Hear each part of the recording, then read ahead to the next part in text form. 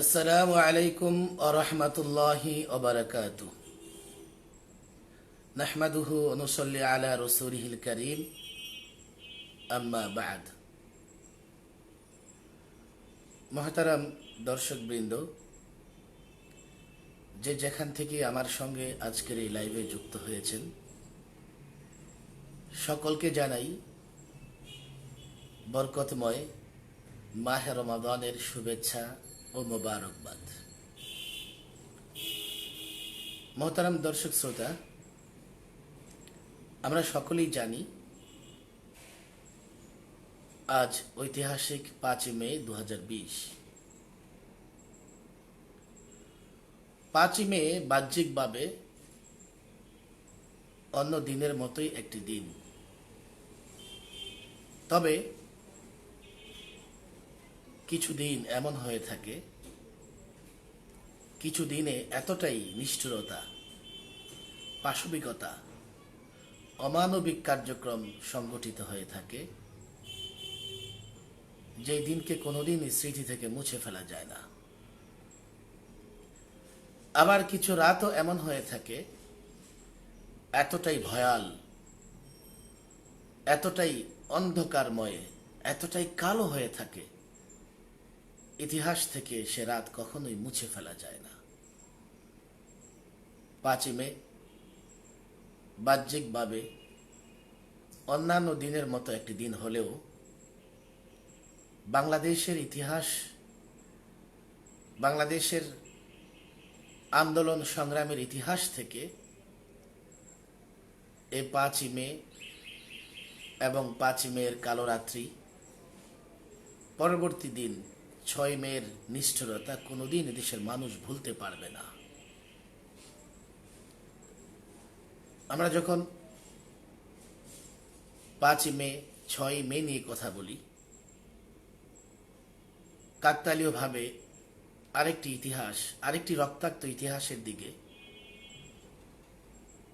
আমাদের চিন্তা চেতনা, আমাদের মানসপটে ভেসে ওঠে আরেকটি রক্তাক্ত ইতিহাস।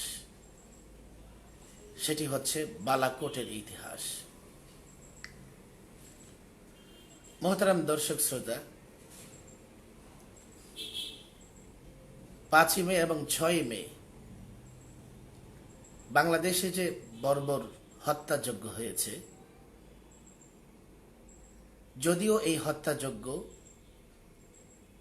যদিও এই বর্বর কর্মকাণ্ডের সঙ্গে বালাকোটের ইতিহাসের, বালাকোটের যুদ্ধের অনেকটাই অমিল রয়েছে,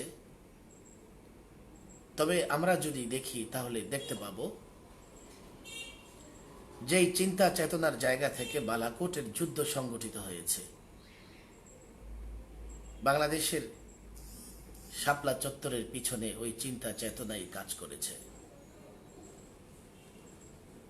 বালাকোটের যুদ্ধ ছিল সশস্ত্র যুদ্ধ, এক বাহিনীর বিরুদ্ধে আরেক বাহিনীর যুদ্ধ। আর শাপলা চত্বরে কি ঘটেছে? একদল নিরীহ মুসল্লিদের উপরে, মাদ্রাসার ছাত্রদের উপরে রাতের অন্ধকারে আলো নিভিয়ে হত্যাযজ্ঞ চালানো হয়েছে। এই যে বালাকোটের রক্তাক্ত ইতিহাস এবং শাপলা চত্বরের রক্তাক্ত হত্যাযজ্ঞ কর্মকাণ্ডের সঙ্গে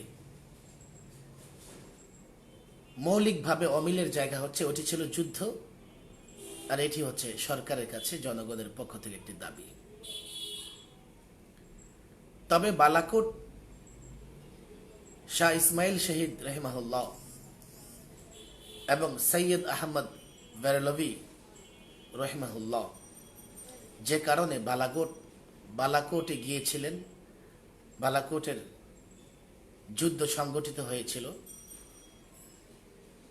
এবং যেভাবে তাদের উপরে নির্বিচারে হত্যাযজ্ঞ চালানো হয়েছিল,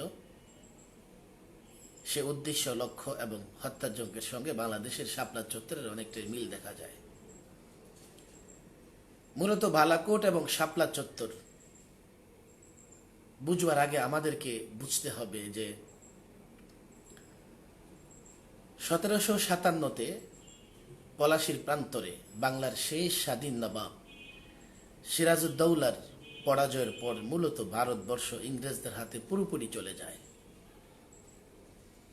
আলেম সমাজ, সচেতন দিনদার শ্রেণী, আমার আকুল আবেদন থাকবে বিষয়টি আপনারা বুঝবার চেষ্টা করবেন।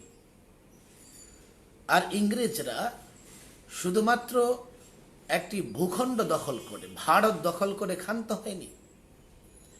তারা তাদের জুলুমের রাজত্ব, তারা তাদের নির্যাতনের স্ট্রিম রোলার চালাবার জন্যে, তারা তাদের এই দখলদারিত্বকে চিরস্থায়ী করবার জন্য প্রতিপক্ষ বানিয়ে নিয়েছে ইসলাম এবং মুসলমানকে।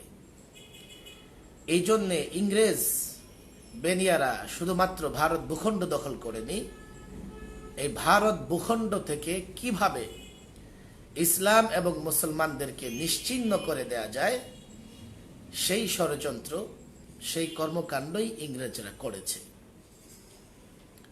সম্মানিত দর্শকবৃন্দ, ইংরেজ আসার আগে দিল্লিতে 1000 মাদ্রাসা ছিল। এক রাতেই ইংরেজরা সকল মাদ্রাসাগুলো ভেঙে চুরে ঘুরিয়ে দেয়, হত্যাযজ্ঞ চালায় মুসলমান এবং আলেমদের উপরে। ভূখণ্ড দখল, প্রতিষ্ঠান ধ্বংস, মুসলমানদের ইতিহাস, ঐতিহ্য, কৃষ্টি, কালচার, সংস্কৃতিকে ধ্বংস করবার জন্য উঠে পড়ে লেগেছিল ইংরেজ বেনিয়ারা। 1000 বছর ভারতে মুসলিম শাসকরা মেহনত করে, পরিশ্রম করে যে ইতিহাস, ঐতিহ্য, কৃষ্টি, কালচার, যে আখলাক, যে সংস্কৃতি ঘরে তুলেছিল, তিলে তিলে ইংরেজ শাসকরা তা ধূলিসাৎ করে দেয়। সৈয়দ আহমদ শহীদ বেরলভী রহিমাহুল্লাহ এবং তার শাগরেদ শাহ ইসমাইল রহিমাহুল্লাহ, ওনারা মূলত দেশকে স্বাধীন করবার জন্য এবং মুসলমানদের ইমান আকিদা সংরক্ষণের জন্য কুসংস্কার মুছে দিয়ে তাওহীদ তথা একত্ববাদ প্রতিষ্ঠার জন্যই বালাকোটের ময়দানে গিয়ে উপস্থিত হয়েছিলেন। আমরা শাপলা চত্বরে কেন গিয়েছিলাম? আমাদের 13 দফায় কি ছিল? এটা সরকার দলীয় বা বিরোধী দলীয় কোনো আন্দোলন ছিল না। 13 দফা ছিল ইমানি আন্দোলন। এই 13 দফায় ওলামায়ে কেরাম ওই দাবিগুলো পেশ করেছেন, যে দাবিগুলো মেনে নিলে বাংলাদেশের মানুষের ইমান, বাংলাদেশের মানুষের ইতিহাস, ঐতিহ্য, বাংলাদেশের মানুষের স্বাধীনতা, স্বকীয়তা সংরক্ষিত থাকবে। আমি একাধিকবার মিডিয়াতে ব্যাখ্যা করেছি 13 দফার। আজকে আমি 13 দফার ব্যাখ্যা করব না। এই 13 দফার প্রত্যেকটা দফা দেশের প্রত্যেকটা নাগরিকের জন্য, সরকার কিংবা বিরোধী দল কিংবা কোনো একটা শ্রেণীর জন্য কোনো একটা দাবি নয়। প্রত্যেকটা দাবি দেশের প্রত্যেকটা নাগরিকের জন্য। এই দাবি কখনোই কারো বিরুদ্ধে হতে পারে না। তাই তো আমরা দেখি এই 13 দফার আন্দোলনে শুধুমাত্র ইসলামিক দল নয়, দেশের প্রায় সকল রাজনৈতিক দলের নেতা এবং কর্মীদের সমর্থন ছিল। এমনকি ক্ষমতাসীন দলের নেতা কর্মীরাও অনেক দূর পর্যন্ত এই আন্দোলন এবং এই সংগ্রামে সহযোগিতা করেছে। এটি ছিল ইমানি আন্দোলন, এটি ছিল ইমান রক্ষার আন্দোলন, এটি ছিল রাসূলুল্লাহ সাল্লাল্লাহু আলাইহি ওয়াসাল্লামের ইজ্জত রক্ষার আন্দোলন, এটি ছিল একটি সম্প্রীতির বাংলাদেশ গড়ার আন্দোলন, সাম্প্রদায়িকতা মুক্ত দেশ গড়ার আন্দোলন। যারা আল্লাহর নবীকে নিয়ে কটূক্তি করে উস্কানি দিচ্ছিল, সাম্প্রদায়িক সম্প্রীতি বিনষ্ট করছিল, এটি ছিল তাদের বিরুদ্ধে আন্দোলন। এই আন্দোলন কখনোই কোনো জাতি গোষ্ঠীর পক্ষে বা বিপক্ষে ছিল না। সরকার দলীয় কিংবা বিরোধী দলীয় কোনো আন্দোলন ছিল না। কিন্তু আমরা কি দেখতে পেয়েছি?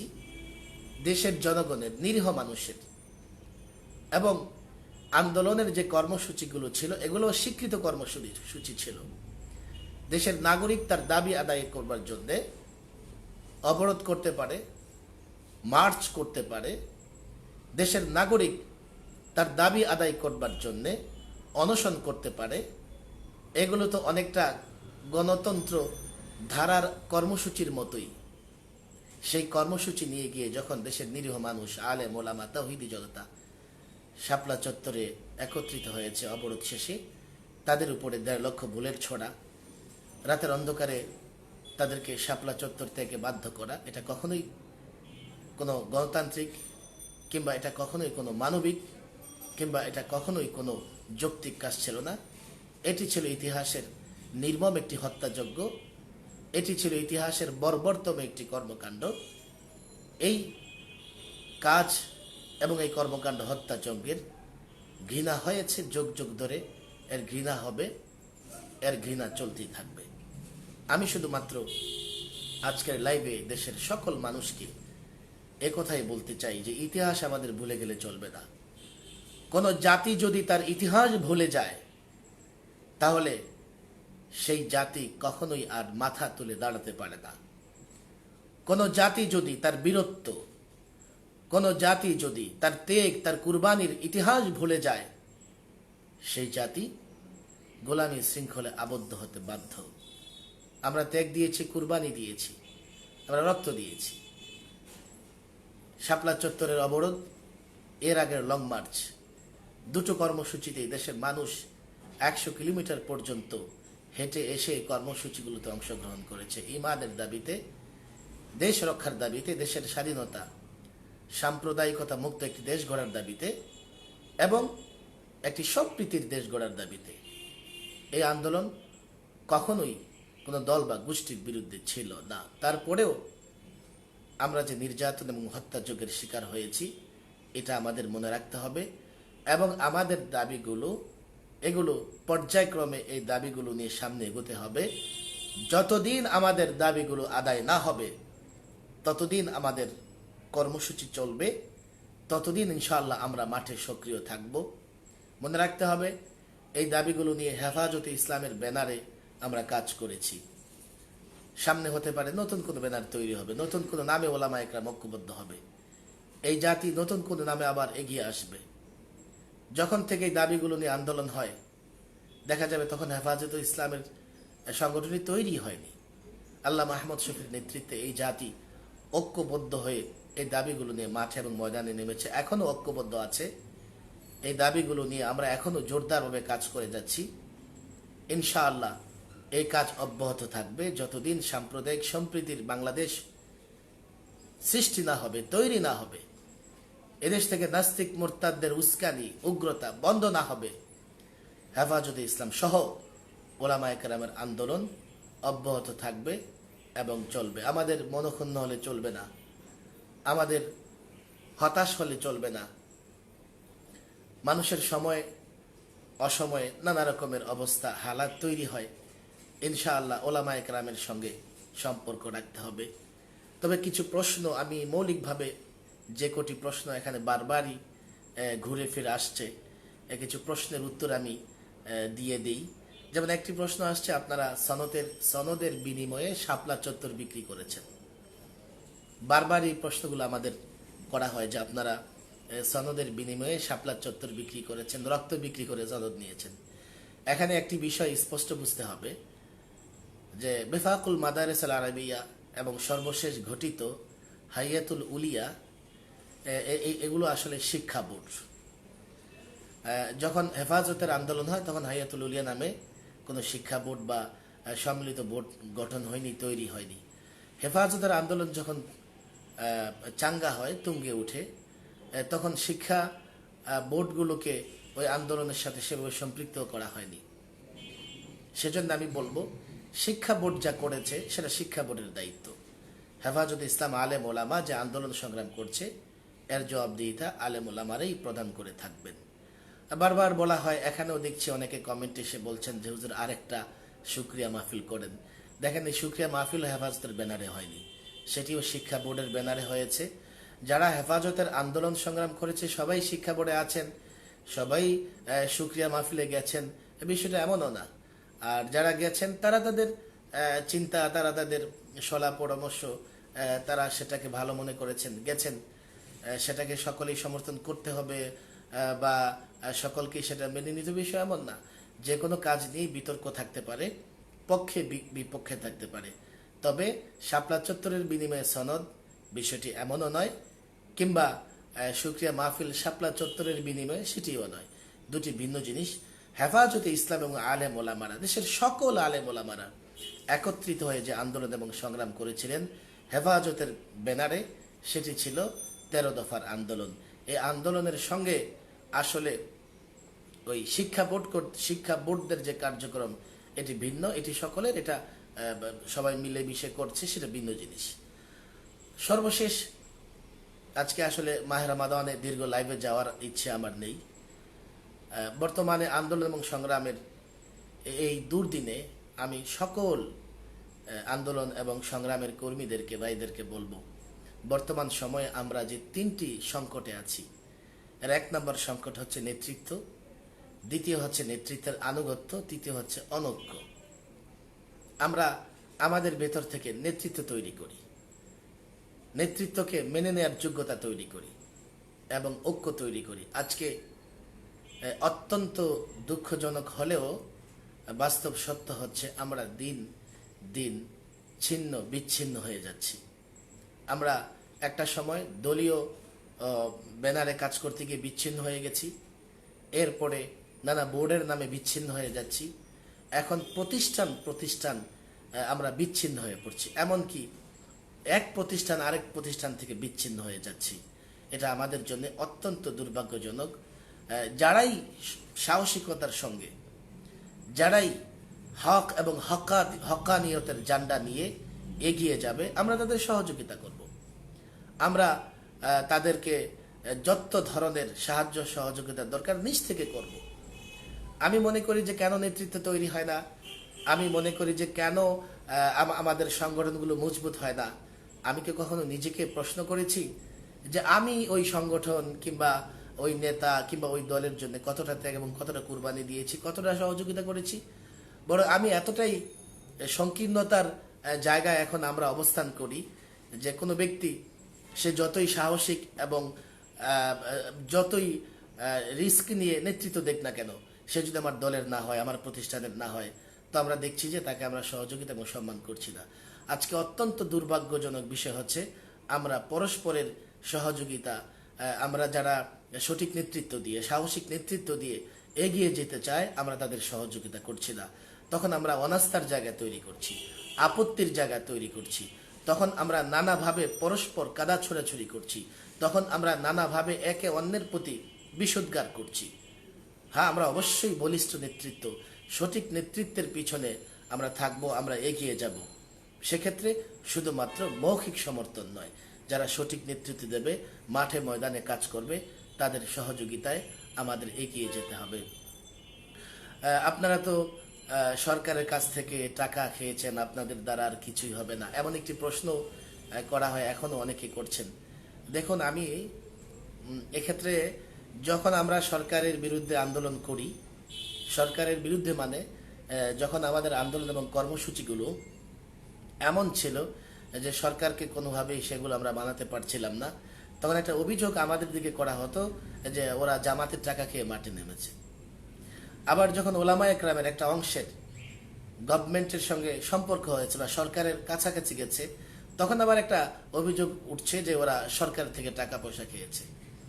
আমি তো একথা বলি, আমি জানি না, আমার কাছে কোনো প্রমাণ নেই, কারো কাছে কোনো প্রমাণ আছে কিনা, কেউ কোনো প্রমাণ দিতে পারবে কিনা, সেটা ভিন্ন বিষয়। কোনো আলেম, কোনো ইসলামী দলের কর্মী নিজের স্বার্থের জন্য সরকার কিংবা বিরোধী দল কারো সঙ্গে সম্পর্ক রাখতে পারে না।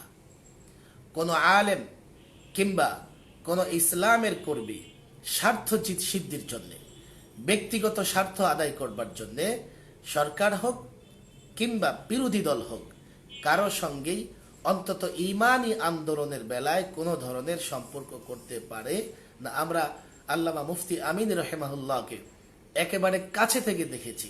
আল্লামা মুফতি আমিন রহমাতুল্লাহ আলী রাজনীতি করতেন, কিন্তু ইমানি আন্দোলন যখন তিনি করতেন, সেটাকে রাজনীতিকরণ করতেন না, সকলকে নিয়ে ইমানের জায়গা থেকে, বিশ্বাসের জায়গা থেকে ইমান হেফাজতের কাজ করতে হবে সকলের জন্য, সরকারি দলের জন্য, বিরোধী দলের জন্য।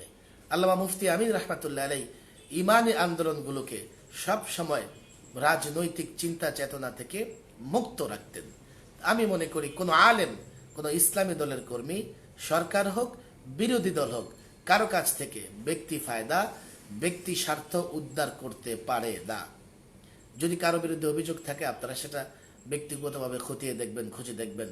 আমি তো বলি যে আসলে কারো নেতৃত্ব গ্রহণ করবার আগে, কাউকে এগিয়ে দেবার আগে আমার চিন্তা করতে হবে সে নেতৃত্বের যোগ্যতা রাখে কিনা, তার অতীত, তার ভবিষ্যৎ, সে সব জায়গায় আমানত রক্ষা করে চলে কিনা, না হর হামেশাই আমানতের খেয়ানত করে। আসলে এগুলো চিন্তা করে, বিশেষ করে যারা দায়িত্বশীল আছেন নানা সেক্টরের, আমরা মনে করি আমরা সংকীর্ণতা থেকে বের হয়ে আসি। সংকীর্ণতা থেকে বের হয়ে আসে শরিয়াত নেতৃত্বের যে মাপকাঠি দিয়েছে, শরিয়াত নেতৃত্বের জন্য যে ধরনের শর্ত সারাই দিয়েছে, আমরা সেগুলো খেয়াল করে মেনে নিয়ে তাদের নেতৃত্বে কাজ করি। এই পরস্পর কাদা ছোড়াছুরি করে অনাস্থার জায়গা তৈরি করে আমি মনে করি না বড় কোনো ফায়দা হবে। আর আমরা পরস্পরে আনুগত্য এবং বিশ্বাসের জায়গা তৈরি করি যত পারি। আমরা যেইভাবে শতদা বিভক্ত বিচ্ছিন্ন হয়, কি অবাক করার বিষয় হচ্ছে আমরা আলেম ওলামা বা কবি মাদ্রাসার এই ক্ষুদ্র একটি অংশ, যারা আমরা দেশের আসলে দেশের মানুষের গোটা জনশক্তির তুলনায় আমরা অনেকটাই ক্ষুদ্র। এই জায়গা থেকে যদি আমরা বিচ্ছিন্ন থাকি, আমরা ব্যক্তি কেন্দ্রিক, দল কেন্দ্রিক, প্রতিষ্ঠান কেন্দ্রিক যদি বিচ্ছিন্ন হয়ে থাকি, তাহলে কিন্তু ওদের ভবিষ্যতে আমাদের ময়দানে নামা, ওদের ভবিষ্যতে ময়দানে নেমে সংগ্রাম আন্দোলন করা আমাদের জন্য কঠিন হয়ে যাবে। সর্বশেষ আমি আমার আলোচনা শেষ করে দিচ্ছি। আজ থেকে 7 বছর আগে 5 মে সকাল থেকে নিয়ে সন্ধ্যা, রাত 6 মে সকাল থেকে সন্ধ্যা, যারাই জালেম শাসকের গুলির আঘাতে যাদের বুক বিদীর্ণ হয়েছে, যারা শহীদ হয়ে চলে গেছেন, সকলের আত্মার মাগফিরাত কামনা করি। এখনো অনেকে আহত আছেন, আমরা তাদের জন্য দোয়া করি আল্লাহ যেন সুস্থ করে দেন। এবং এই ইতিহাস থেকে আমাদের যে শিক্ষা নিতে হবে, আমরা যোগে যোগে রক্ত দিয়েছি, আমাদের আকাবেররা রক্ত দিয়েছেন, দিন প্রতিষ্ঠার জন্য আমরা ত্যাগ এবং কুরবানি দিয়েছি। ইনশাআল্লাহ এই বালাকোট থেকে নিয়ে শাপলা পর্যন্ত এই রক্তাক্ত ইতিহাসকে সামনে রেখে আমরা এই প্রতিজ্ঞা করব, ইনশাআল্লাহ অদূর ভবিষ্যতেও যদি দেশ, ইসলাম, ইমান, আকিদা, আল্লাহর নবীর ইজ্জত এবং সম্মান রক্ষায় মাঠে নামতে হয়, আমরা আবারও মাঠে নামবো। আমরা রক্ত দিয়ে ক্লান্ত হয়ে যাব না, ক্ষান্ত হয়ে যাব না ইনশাআল্লাহ। ইতিহাসের প্রত্যেকটা আন্দোলন এবং সংগ্রামের পিছনে 2 ধরনের চরিত্র থাকে। আমরা 1757 থেকে তা দেখেছি, আর আগেও দেখেছি। নবাব সিরাজউদ্দৌলার আন্দোলন সংগ্রাম থাকে, এর বিপরীতে মির্জাফর ঘসিটি বেগমদের ভূমিকাও থাকে, সেটা থাকবেই। এক্ষেত্রে আমাদের মনোবল হারালে চলবে না। আমরা তো জানি আল্লাহর নবী মুহাম্মদ সাল্লাল্লাহু আলাইহি সাল্লাম সারা জীবন মুনাফিকদের সঙ্গে নিয়েও কাজ করেছেন। আমাদের কাজ চালিয়ে যেতে হবে, আমাদের পরস্পরের কাদা ছোড়াছুড়ি বন্ধ করতে হবে, আস্থার জায়গা মেরামত করতে হবে, অনাস্থার বিষয়টি দূরে ঠেলে দিতে হবে ইনশাআল্লাহ। এই শাপলা চত্বরের ইতিহাস থেকে, এই শাপলা চত্বরের ট্রাজেডি থেকে যে মেসেজ আমরা পরিষ্কার দেখতে পাচ্ছি, যে দেশে ইসলামের পক্ষে যে জাগরণ, ইনশাআল্লাহ এই জাগরণ এই চলবেই এবং এই জাগরণ একদিন চূড়ান্ত পর্যায়ে পৌঁছবে। এই জাগরণের মাধ্যমে দেশে ন্যায় ইনসাফ ভিত্তিক রাষ্ট্র ব্যবস্থা অবশ্যই কায়েম হবে। এদেশ থেকে জুলুম, নির্যাতন, দুর্নীতি এগুলো বিলুপ্ত হবে, এগুলোর মূলোৎপাটন করা হবে। ন্যায় ইনসাফের রাষ্ট্র ব্যবস্থা, সমাজ ব্যবস্থা, সুষম অর্থ ব্যবস্থা, ইনসাফের বিচার ব্যবস্থা ইনশাআল্লাহ কায়েম হবে। এদেশের মানুষ আলেম ওলামাদের সঙ্গে আছে, এদেশের মানুষ আলেম ওলামাদের সঙ্গে থাকবে ইনশাআল্লাহ।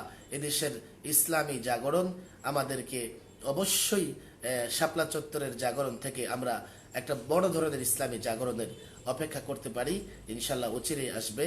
আল্লাহ তাবারক ওয়া তাআলা যেন সেই জাগরণ, সেই বিপ্লবের সঙ্গে আমাদের সকলকে সম্পৃক্ত রাখেন, ঈমান এবং বিশ্বাস, ইখলাসের সঙ্গে কাজ করে যাবার তৌফিক দান করেন। ওমা তাওফীকি ইল্লা বিল্লাহ ওমা আলাইনা ইল্লাল বালাগ।